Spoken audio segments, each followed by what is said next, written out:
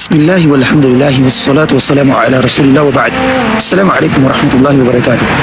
Mga kapatid, mga magulang sa pananampalataya, kung sa loob ng ating tahanan ay mayroong napakalaking sunog at ang ating mga mahal sa buhay ay natutulog, hindi baga sila ay ating agad na ginigising upang sila ay ating mailigtas sa apoy at upang hindi sila matupok ng apoy.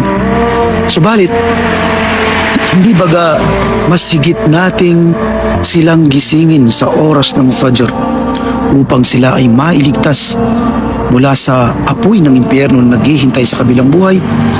Hindi baga mas higit natin silang iligtas sa apoy na yon, na mas matindi ang apoy sa kabilang buhay kung ikukumpara mo sa apoy ng mundo?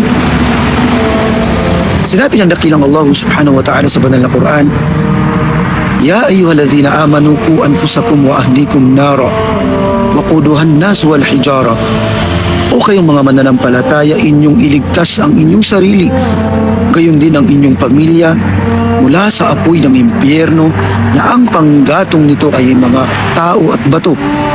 Hindi baga, mga kapatid sa Islam, mas higit natin silang iligtas sa apoy ng impyerno kaysa sa apoy ng mundo?